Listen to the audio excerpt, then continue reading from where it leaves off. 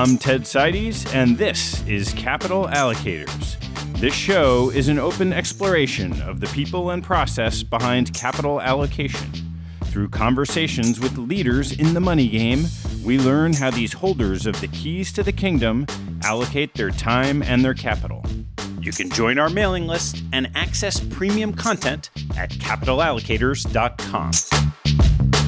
All opinions expressed by Ted and podcast guests are solely their own opinions and do not reflect the opinion of capital allocators or their firms. This podcast is for informational purposes only and should not be relied upon as a basis for investment decisions. Clients of capital allocators or podcast guests may maintain positions in securities discussed on this podcast.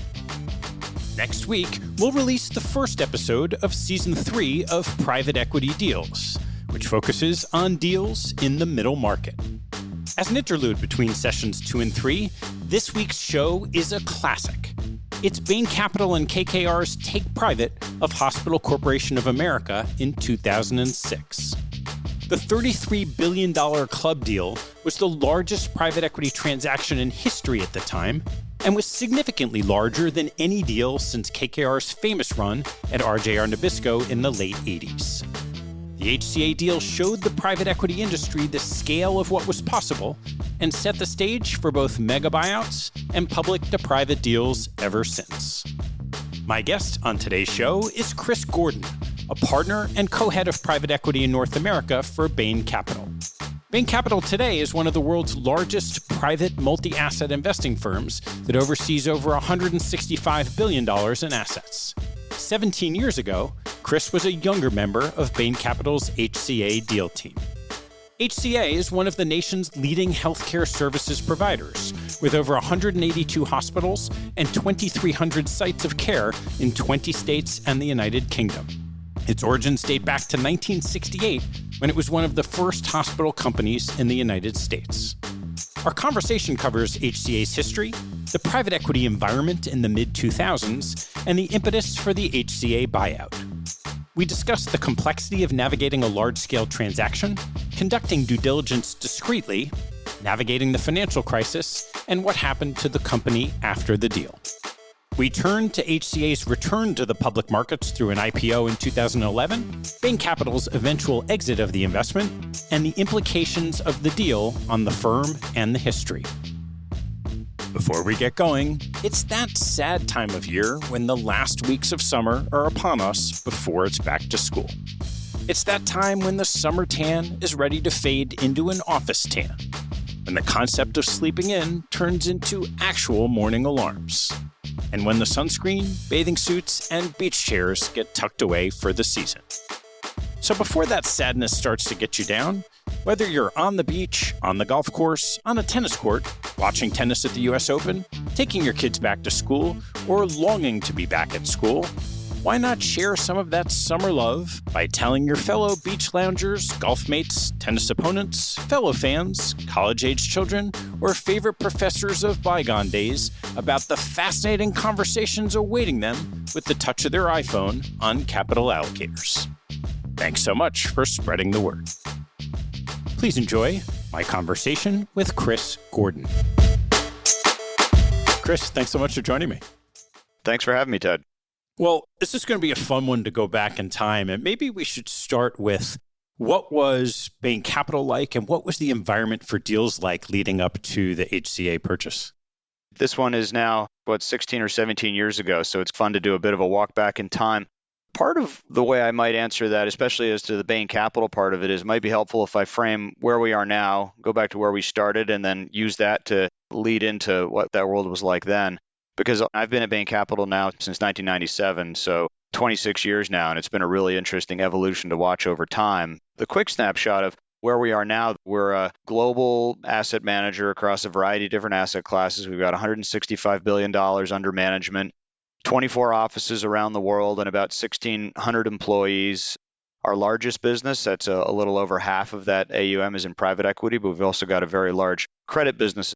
So that's where we are now. If I rewind back to the very beginnings of Bain Capital, which was even before my 26 years, we started off in 1984, and it was a spin out of a group of consultants who came out of Bain Consulting under Mitt Romney with this core concept that if we think we're capable at understanding industries and understanding companies. Let's deploy that skill set as investors rather than as advisors.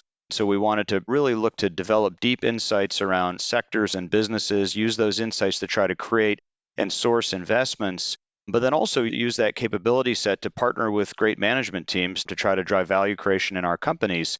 And early on, we're smart enough to know that they weren't managers, but they could be really helpful supporters. And so a key part of that has always been partnering with great teams.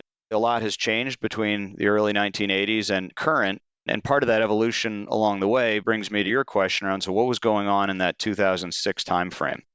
And if I think about the evolution of the private equity industry, the idea of active, hands-on, transformation-oriented, value-added investing has been a successful idea for a long time now.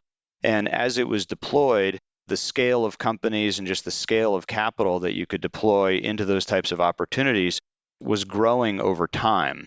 But there were a lot of different factors need to come together for that growth to happen. You need debt capital markets to support large transactions. You need the sizes of private equity funds to grow to support larger transactions. And then the team and the capability set needs to become increasingly sophisticated and larger bandwidth, larger geographic scope, larger industry scope to be able to operate at larger scale. And all of those things don't always move together, but they had been progressing along. And then that mid-2000s timeframe was a really interesting time because there had been build out of some private equity platforms who had developed broader capability sets, larger teams, really big supportive groups to help drive change within companies, bigger geographic coverage as well. And then debt capital markets had also been really becoming more robust and accelerating. And all of that was coming together at a time there that could facilitate larger transactions. But still, at the time, nobody would have really believed, and frankly, we weren't even sure in that 2005-6 timeframe, could you really do a deal as big as HCA, which was a $33 billion enterprise value transaction. And the other dynamic that was going on at the time, though, is as debt markets had maybe gotten big enough to support a transaction like that, it was certainly not clear that that was going to be the case, but it seemed plausible. The equity fund size of private equity funds had not gotten to the point where they could support those types of transactions. Of course, today, there are large pools of co-invest capital and lots of different ways you can build out quite large equity accounts. Most of that didn't really exist at the time. And so the way very large transactions would typically happen would be partnerships amongst multiple general partners, usually not more than 2 or 3, but in some cases even larger groups than that. And so that was the time frame we were in 2006 when HCA came together. So let's talk about HCA. What was the company then and some of the history? It's got a really interesting history. So the company was founded back in the late 1960s by Tom Frist Sr. and his son, Tom Frist Jr. And they would be able to do a much better job than I ever could talking about the founding of the company. But basically, they saw a market need for well-capitalized, well-run hospitals, generally in city settings. And they went about building a great company to try to deliver that. So the company grew over time, mostly organically, with maybe a little bit of M&A. Then eventually, the company had gone public. I don't remember exactly when. I think either sometime in the 70s. Actually, then the family took the business private in the late 80s, which was really in the first wave of LBOs. It was still wasn't a particularly large transaction at the time. It was a large for an LBO, but still a smaller scale transaction. But the family basically saw an opportunity to take the company private again. Those were in the early days of LBO investing when you could make those investments with very small equity accounts. And if you get good growth on a very small equity account, you can have a very successful investment. And so that turned out to be a very successful investment. They came back public again sometime in the early 90s and continued to grow up through that time period with this really well thought out core strategy around if we can build the right capacity to be really important hospital systems in any given city, then that is going to put us in a position to be able to make the investments we need to make, to have the right capital base, to be able to attract the right physicians, to be able to deliver great care. If you can deliver great care, then that's going to be a good business. And that was the core thesis of HCA that continued to build and build and build over time. How did this come onto your screen as an opportunity, public market going private? So in any of our industry practices, but certainly also in our healthcare practice, one of the things that we're always doing is really just trying to landscape all the different subsectors out there in the world. And we do think of healthcare very much as an ecosystem. So there's lots of different subverticals within healthcare, but often the more interesting and more important part of that is how do they all fit together? When we take our whole team out there with all our relationships and our sector knowledge, we at any given point in time tend to have between 8 and 15 portfolio companies in healthcare. We're always trying to learn what we can from them. And we basically look for opportunities of what are the interesting different subsectors and different dynamics going on in the healthcare space, and how can we go build out a really deep knowledge base around those sectors, and then ideally use that to go and create transactions. And so the hospital sector had been one that we've been following for a long time. It's an incredibly important part of the U.S. healthcare delivery system, but it's also a very fragmented industry with a whole range of different management practices, many of which we thought weren't always the most efficient in terms of how do you really bring great care to patients and then build a really good business around that. We were continually looking for what is the right opportunity or right entry point into that sector. And we looked at lots of them over the years without finding quite the right set of alignment of the stars to make a transaction happen. In parallel with that, we'd known the Frist family for a long time. So we developed a good relationship with Tommy Jr., Tommy Frist, who was over this time period at that point leading HCA. And actually, Tommy called us. It was the original genesis of this for us back in, it was probably late 2005, maybe early 2006, with what almost started off as, hey, I've got a crazy idea, because the transaction was so large that no one ever really would have thought it was plausible. This is a separate story, but even when rumors started circulating about it a little bit, as they often do, those rumors mostly went away because no one even believed it could be possible. So Tommy called us and said, is it crazy to think that we could actually take HCA private again?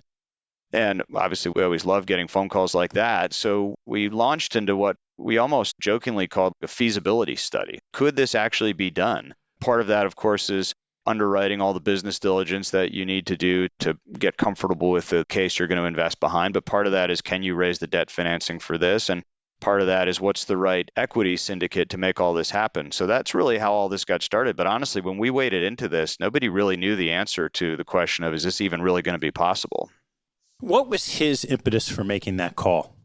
The whole Frist family, being led by Tommy, they are just tremendously insightful leaders of businesses, but also investors. And I just think he saw the same opportunity that we saw, which was at the moment in that 2005-6 timeframe, what public investors and hospital companies were largely focused on were admissions trends and bad debt trends. And those are generally two fairly volatile things within hospitals, because things like flu seasons or fluctuations in patient mix can drive a fair bit of quarterly ups and downs and variables like that.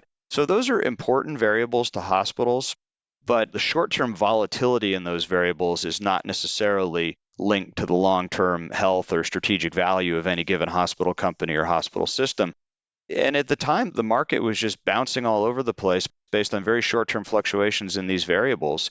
Tommy was, like I said, an incredibly astute observer of all this, and he helped us build our understanding as well. But we'd always had a thesis that this really strong, well-capitalized, sophisticated urban hospital system should be the right way to deliver tertiary or really high acuity patient care, and that would be a great platform to be able to invest behind. And so we were all looking at this same set of facts and basically saying the market's just getting it wrong.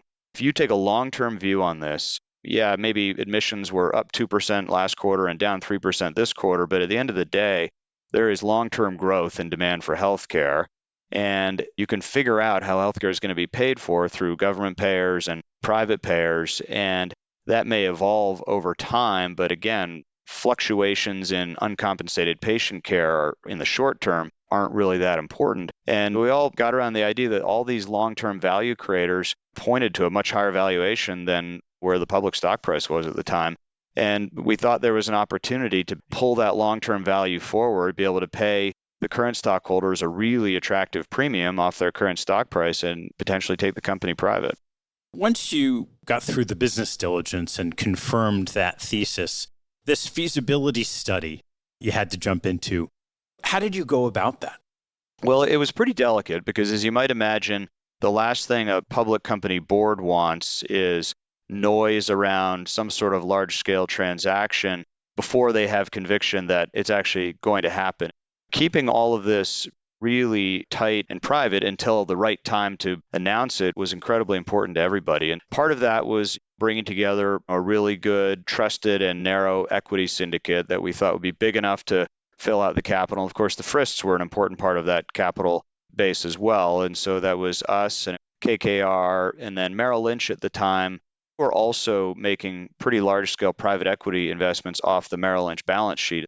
It was Bain Capital, KKR, Merrill Lynch, and the Frist family speaking for the equity, but then we also needed to figure out how do we fill out north of $20 billion worth of debt that was going to need to be underwritten for this transaction. We really took a staged process for that. So Merrill Lynch was already part of the group, and they certainly weren't going to be able to speak for that entire amount of debt on their own, but they could speak for a relevant portion of it, and more importantly, probably a good litmus test for whether or not they were going to be willing to underwrite a large portion of that. We thought the best approach was to keep it narrow. Let's just talk to Merrill Lynch on the debt financing side of this. If they think they can do this, then let's decide what short list of other banks we need to bring in to basically keep it as small as possible, but to be able to fill out that whole commitment. Because again, the public company board is not going to sign up for something unless they know there's certainty that can happen. And so that was basically the approach we took. Is Merrill Lynch first managed to get their own internal approvals, not just for the equity, but for the debt, speaking for about a quarter of the debt deals. We decided we needed 3 more banks to be able to fill out the whole thing. And so then we went to the next 3 banks and managed to get the whole thing put together and underwritten. Now, of course, there's a whole post-announcement further syndication process where you can bring in a much larger group of banks once it's out there in the public domain. But it was really that first core underwriting group that was really critical to being able to present to the board, not just as this feasible transaction, but now is something that we can stand behind definitively. So as you started having those conversations discreetly, were there any moments where you all got anxious because it felt like word might be getting out?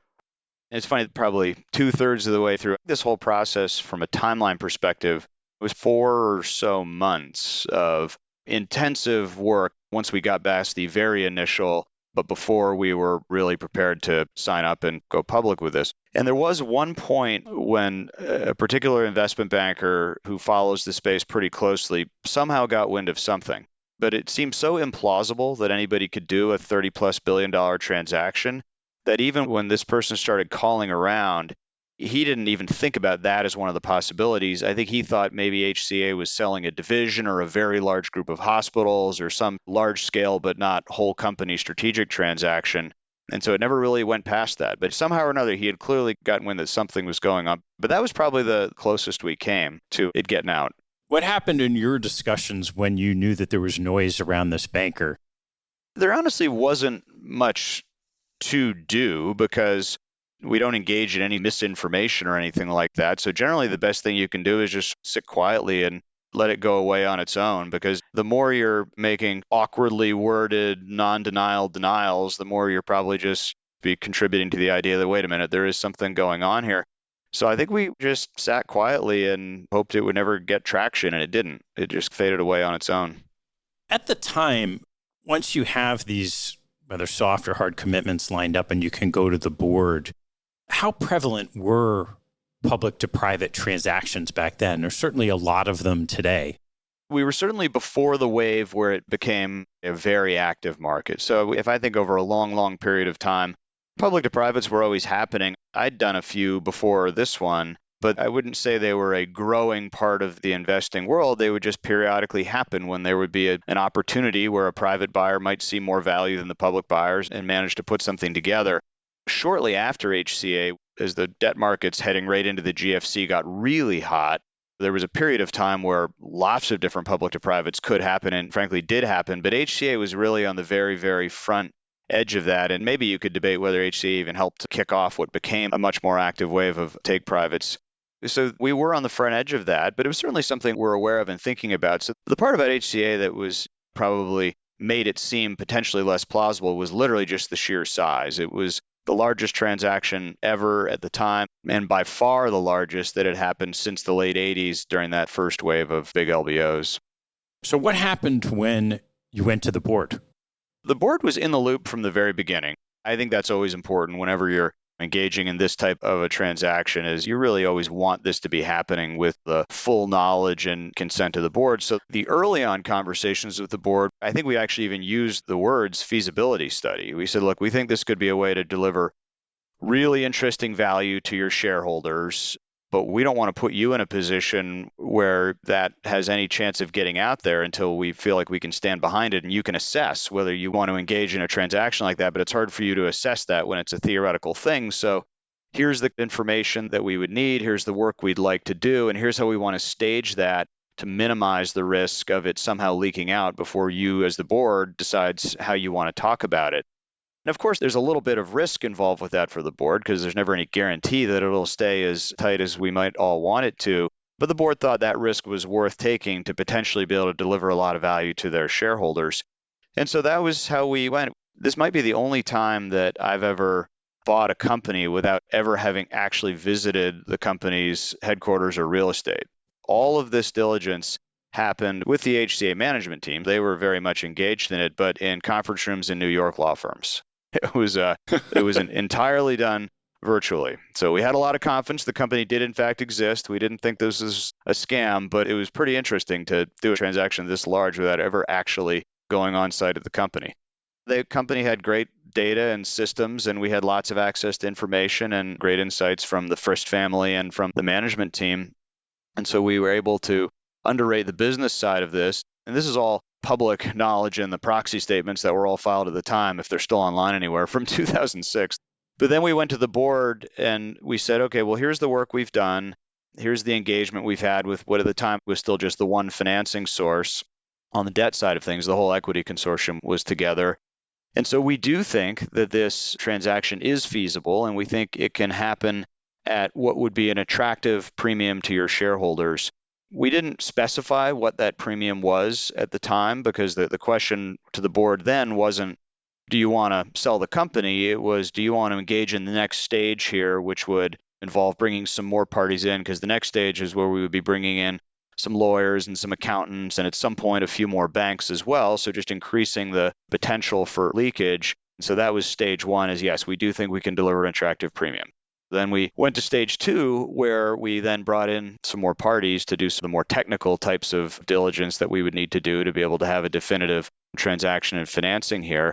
And it was really at the end of that process where we then delivered an actual definitive proposal to the board that had financing commitments, it had a price, and it was a document that if the board decided could be executed and delivered.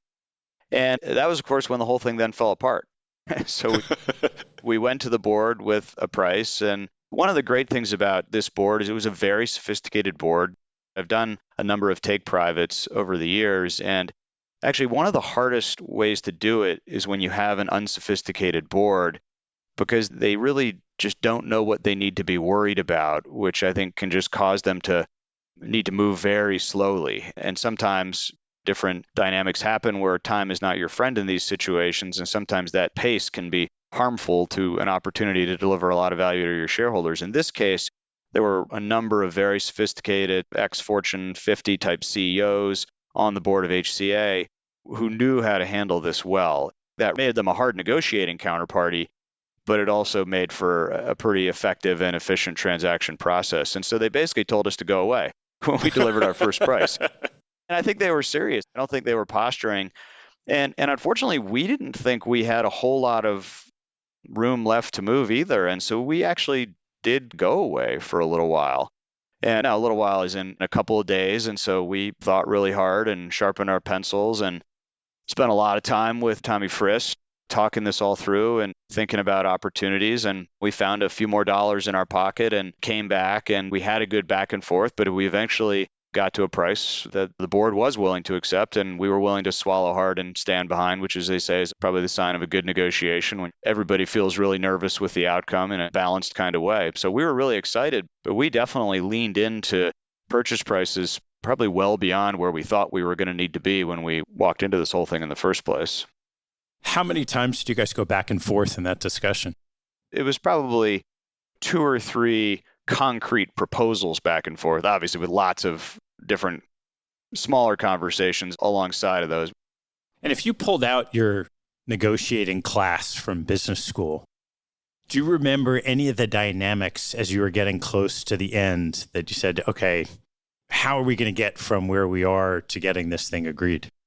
I do sort of remember my business school negotiating class, and I'm not sure that really came into play here, for me at least, because one of the things that's liberating sometimes in a negotiation is just literally knowing where your last dollar is and getting to the point where you just need to put it on the table.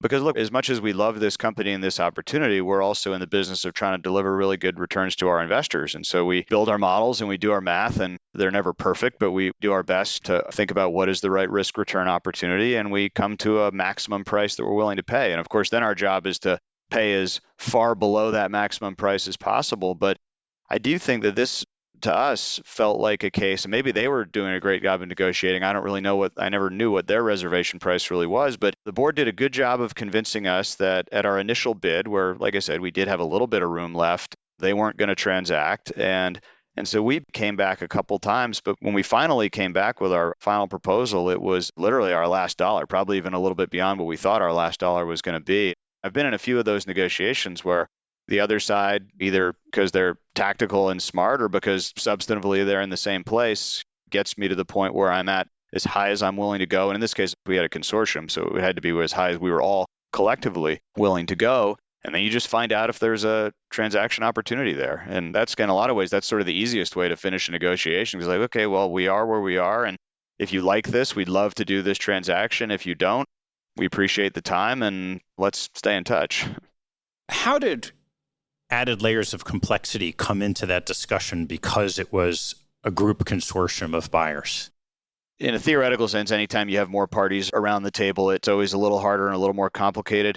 We've always found that to be a pretty good dynamic for us. And we found the KKR team and certainly the Frist family and the Merrill Lynch team to be really good partners in all of this, because nobody was really showing up with a lot of ego or need to be the one who is right or need to be the one who is the loudest voice at the table, including, by the way, the Frist family. They're the ones who probably would have had the most right to do that. But they're just an incredibly smart but humble group of people who's always willing to listen to good ideas from others. And so it ended up just being a very consensus-driven process. I've done a decent number of consortium transactions over time, and I've just found it to be an asset in the investing business to be open to the types of dialogue and compromise that you need to be able to make to have effective consortium dynamics, and that in the long term, there's a lot of investment value that can be created by having healthy dynamics around the table. And so we certainly had a lot of conversations, but the nature of those conversations tended to be, okay, if there's a question or a difference of opinion over an issue, let's just figure out what more work we can do, what more facts we can bring to the table to try to get to a good place there. Once you bought the business, were there aspects of the operational game plan that the Frisk family thought they could implement on being private that they hadn't been doing as a public company?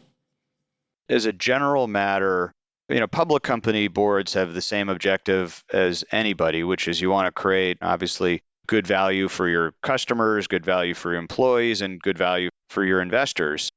But I do think that the nature of trying to deliver value to public company shareholders does get more complicated by the need to always drive your quarterly results on an ongoing basis. And look, there's plenty of public market investors who have long-term orientation, but there's also a subset of the public market that is a little more short-term oriented and tries to invest around some of those nearer-term quarterly dynamics.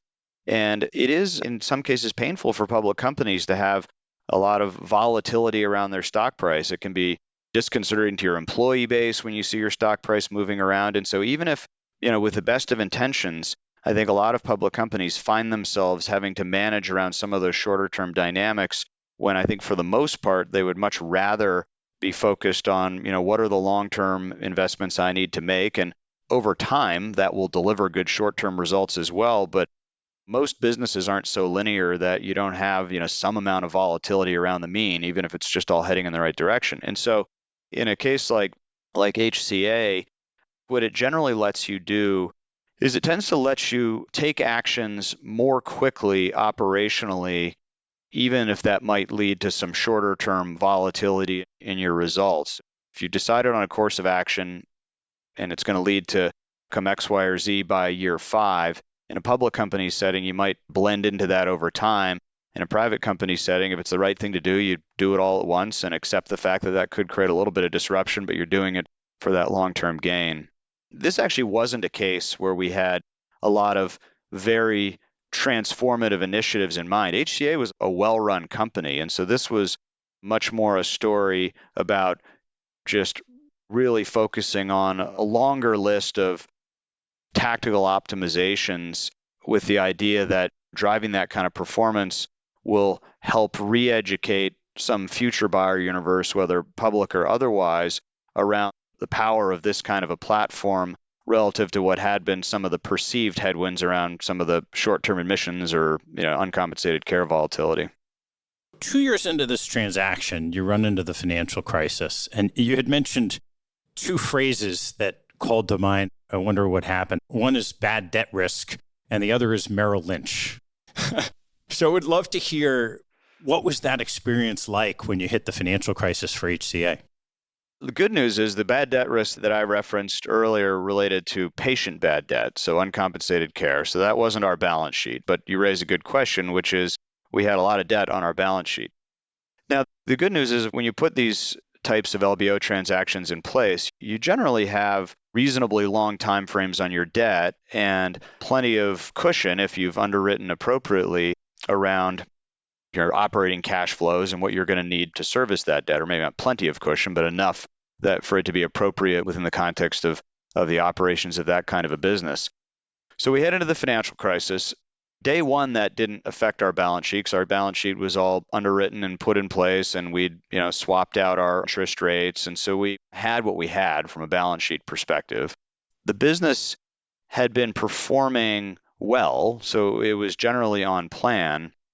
But at the same time, you're looking forward and you're thinking, okay, well, at some point, we will need to either exit this business or go public, and we're going to need to refinance all this debt. And if the debt markets are in a really bad spot, that could be a challenge. Now, the good news is that was still years out before we really had to be worrying about those dynamics, but it certainly hit the boardroom conversation set, which is, okay, we're dealing with a very different world from a debt financing perspective now than we were back in late 2006 when we put this financing in place. So what are all the things that we need to be doing over the next several years to be prepared for what could be a much more challenging refinancing environment as this debt all matures? Now, a lot of different factors played out over time. We did go public, so that created a delevering event. The debt markets, improve a lot between 2008 or 9, which is when we would have been having this conversation, and 2011 or 12, which is really when our debt started to mature. What happened to, say, the left side of the balance sheet? Hospital businesses are not recession immune, but they are fairly recession insensitive because you're delivering healthcare, and people, while maybe some larger portion of the population might lose their insurance coverage during a recession, there is good safety nets in many cases for coverage. And so hospitals don't tend to face too much in the way of volume headwinds, but still there are some challenges. As we headed into the recession component, the part that would really affect the operating side of HCA, we certainly had some concerns. But one of the things that we had started working on, which ended up being pretty impactful, was a bit of a shift in operating mindset at HCA. And look, I'm always happy to claim credit when the private equity investors are the ones that drive something. Full disclosure, this was really driven by the management team and really Richard Bracken, and we were highly supportive and we found some ways to help. But the initiative was really around how can we create more central value to this network of 160 hospitals that we have? Because the historical HCA philosophy had largely been around, we really want to have great local market, local hospital CEOs and leadership, but that's really how you create value and drive good performance in hospitals. The center really doesn't need to be doing all that much. The mindset shift was that, well, of course, having strong local leadership in our hospitals is incredibly important, but the center can provide some tools to really help optimize that care delivery and those operations in the hospital systems.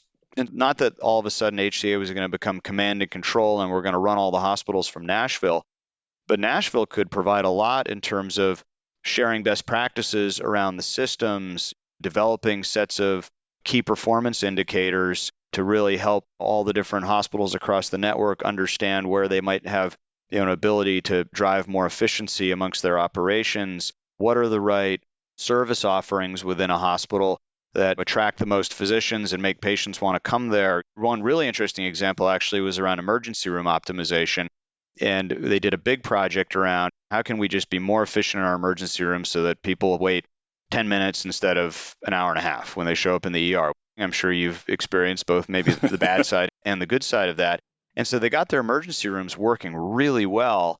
And then the next step, which I thought was brilliant, they started advertising ER wait times on electronic billboards. And the idea wasn't that someone was going to say, oh, look, there's a 10-minute wait time at the HCA emergency room. Maybe I'll go over there now because I need something looked at.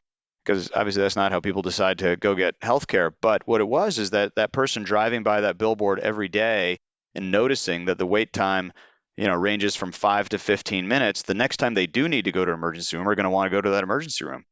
There was a long list of, I would think of it more as operating optimizations as opposed to any broad strategic transformation that occurred that really helped drive some incremental growth and some incremental margin expansion and efficiency in the system, which hospital companies are not high growth industries. But if you take a business that probably as an industry is growing low to mid single digit percentages, and you can add a few percentage points of growth on top of that, you can really drive a lot of performance. And that was really the operating story of what happened with HCA in that era.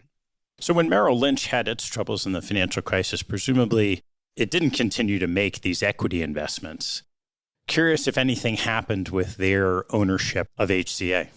You're right. They did stop making these kind of equity investments. They were merged into B of A somewhere along the way. It was still the same, actually, day-to-day team members that we'd been interacting with all along, but now they were part of what became called BAML, so Bank of America, Merrill Lynch. And so in one sense, nothing changed.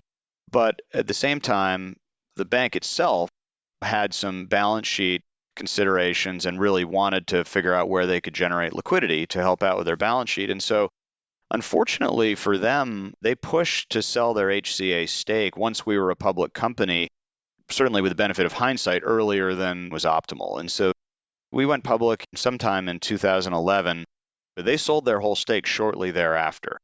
And HCA went on a really nice stock price run basically ever since then. They went public at around $30 a share.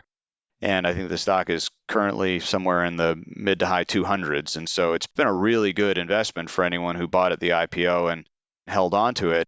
But because of Bank of America Merrill Lynch's balance sheet considerations, and it may have been exactly the right decision for them. I don't know what they were dealing with on their balance sheet side, but it did result in them exiting and liquidating their HCA position a lot earlier than the rest of the equity consortium.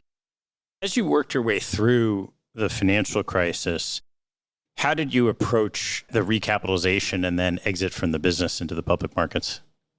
On the recapitalization front, right from 2008, when we started talking about it in the boardroom, we knew that we just needed to have a long-term plan around how we just continue to spread our capital maturities over time. The next day after you do an LBO, you typically have a debt maturity stack that looks something like all of my debt comes due in years 6 and 7, or something like that, give or take. They vary a little bit. We said, look, as soon as we have opportunities to do so, once the market's healed a little bit, we didn't do very much of it in 2008 or 9, but starting into 10 and 11 and thereafter, let's just start over a long period of time in a very prudent, measured way, chipping away at that. And so we started issuing incremental debt offerings out into later maturities, out beyond that 6 and 7 year mark, and using that to refinance our years 6 and 7 type maturities. And so, in a pretty gradual way, probably over the course of 2010 to 2014 or 15, we really just smoothed off that whole maturity wall, and we refinanced a little bit of it with equity in the IPO, but not very much. The IPO is actually mainly secondary capital because we had done a good job of growing into our capital structure and already going down the path of spreading it over time. And so we got to the point where we had no one year was a big wall of maturity, and they were pretty nicely spread out at pretty attractive costs. And so we were helped a lot by the fact that the debt markets did, in fact, recover pretty strongly after that 2009-10 timeframe. But I think the thing that the company and the board did that was prudent was just start working on that early and often, as opposed to waiting until we got closer to the maturity. How'd you think about your ultimate exit strategy? Well, just given the size of the platform, the base case from the very beginning was this is very likely going to need to be an IPO again. And so now, who knows? There's obviously other things that could happen. We didn't really see any strategic buyer who was going to want to enter the hospital space in this large a way. And At least at the time, there wasn't any set of private equity funds doing transactions as large as this was by the time we got around to exiting it, let alone when we started.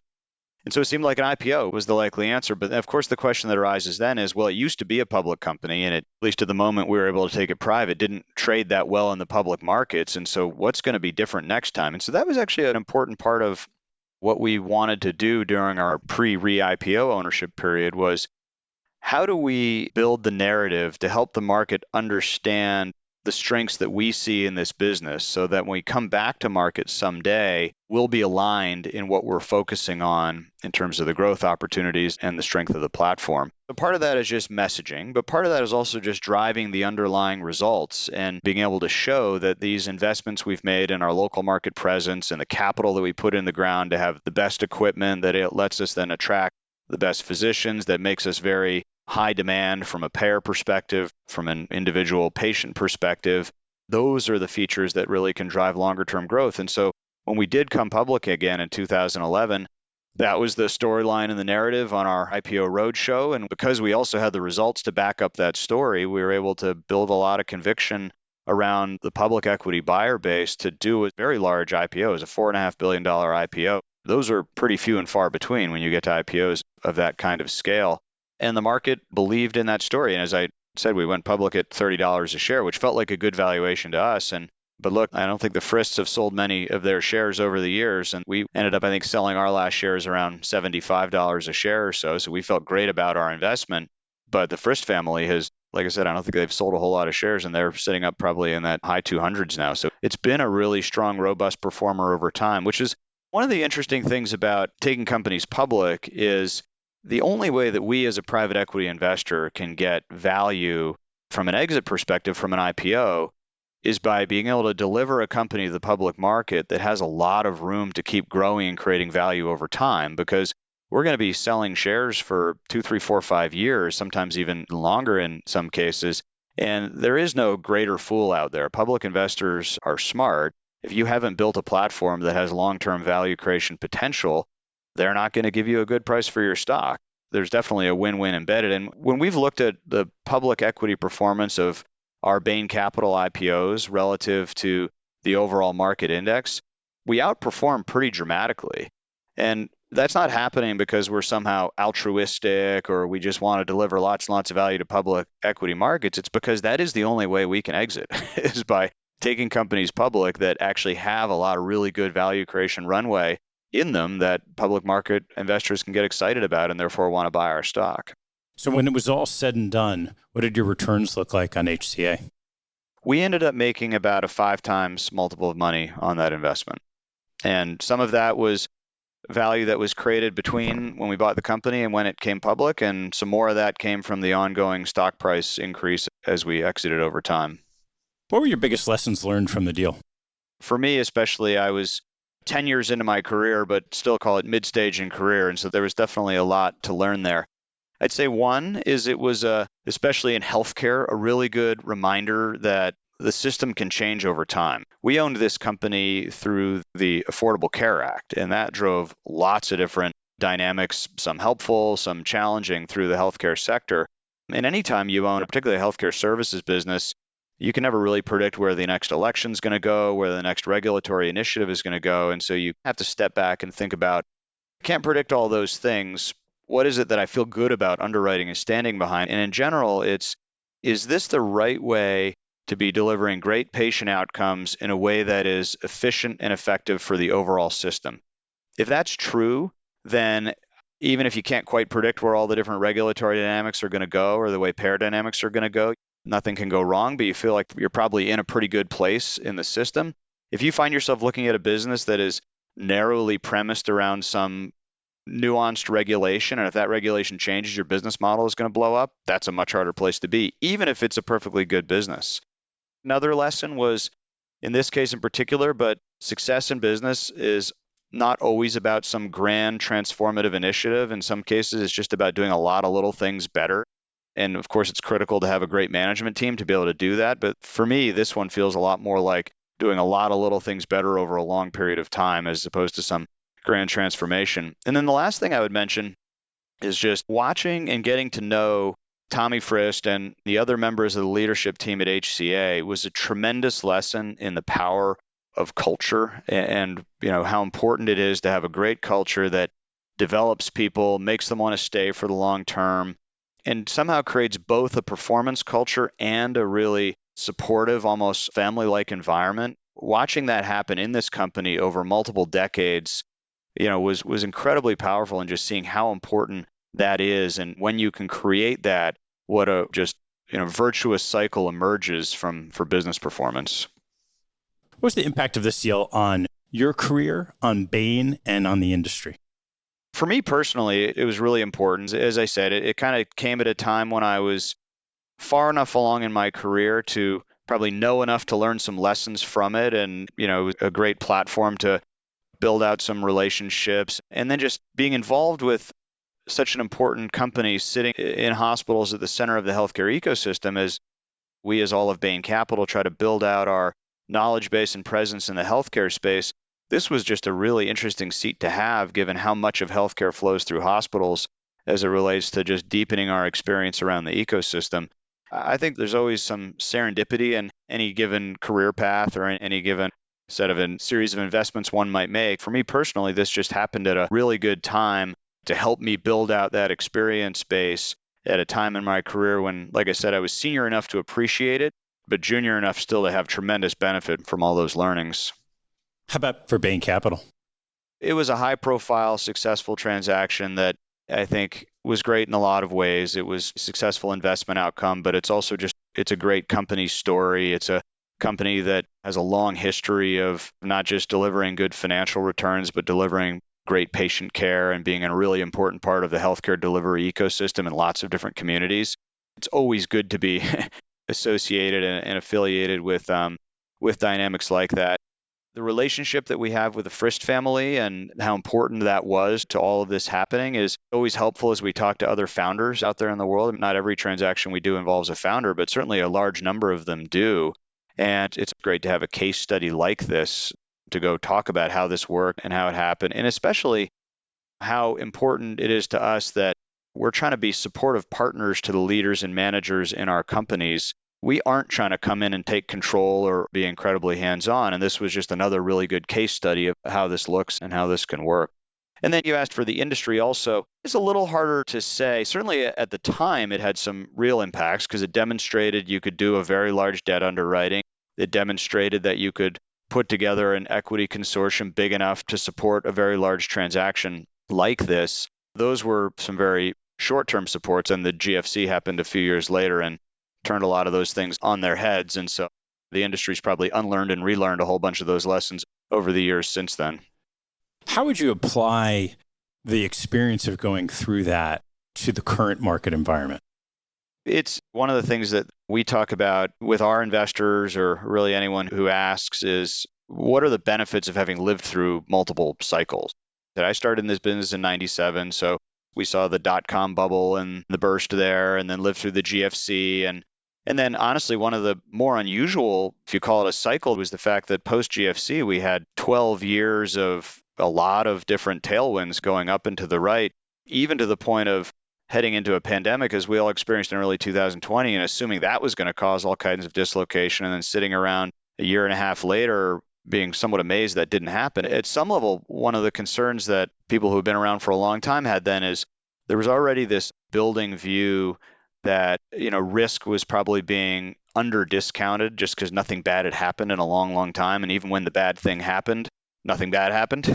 So it was really uncomfortable looking at the risk return profile of some of the transactions that were happening in that 2021 or early 22 timeframe. But at the same time, a lot of investment professionals who'd had a lot of success over time investing behind some of that upward momentum. It was interesting tension. And then now we've obviously had dislocation in the debt markets and dislocation in the equity markets, although business performance is actually, for the most part, still pretty good. And so one of the lessons of all these cycles and all these crises is that they're very hard to predict in the moment. And we're seeing just yet another version of that now. But specifically, the lessons from this one to now are mainly around how we think about the debt side of the capital structure of our companies. Because you asked earlier about how did you think about post-GFC, that big wall of debt you had maturing out in probably 2012 and 13, and we thought a lot about it early on. That was a really important lesson for what we look at now, because if you look at the debt capital structures that were put in place in 2020 and 21, they were very aggressive, and for the most part happened with very low interest rates. And certainly if you look at what would be financeable now on the same transaction on a new basis, it would be probably a lot less debt and it'd be way more expensive on the interest side of things. We're actively engaged in that same long-term planning around our debt capital structures now that we were back in 2008-9 with HCA. And an example of that, back in early 21, when no one believed interest rates could ever go up, we actually put in place swaps and hedges to swap out over 95% of our variable rate interest exposure across our entire portfolio. Not because we knew that interest rates were going to go up. We certainly thought they might as we looked at inflation, but because buying that insurance policy was incredibly cheap at the time, because the market was basically pricing interest rates as if they would never rise. And so for very little financial commitment, you could basically cap and swap out all your exposure. So we did that. We've had, in a good way, really no impact across our portfolio from rising interest rates, which has helped our companies be in a good position to have better cash flow and try to grow into any dislocation that we see out there. Chris, I got one more question for you. What's your favorite aspect of private equity? I would say by far is the fact that it's an investing business where you get to spend a lot of time dealing with real people around different business dynamics. There's lots of different ways you can invest, but a number of them involve a lot of analytics and computer screens and trading, and there's nothing negative about all of that. Those are all perfectly good activities, but just for me personally, I find it much more interesting to, be in the boardroom, be with the management team, actually work through those dynamics and problems and challenges and opportunities in a very human way. I've become really good friends over the years with many of the CEOs from companies that we've long exited. And they're not just business relationships, but they become real personal relationships. Well, Chris, thanks so much for sharing this little history lesson on HCA and the classic success story. It was a lot of fun to do a little walk back through time. I'm always happy to talk about this one. So appreciate you having me on here, Ted. This was really enjoyable. Thanks for listening to the show. If you like what you heard, hop on our website at capitalallocators.com, where you can access past shows, join our mailing list, and sign up for premium content. Have a good one, and see you next time.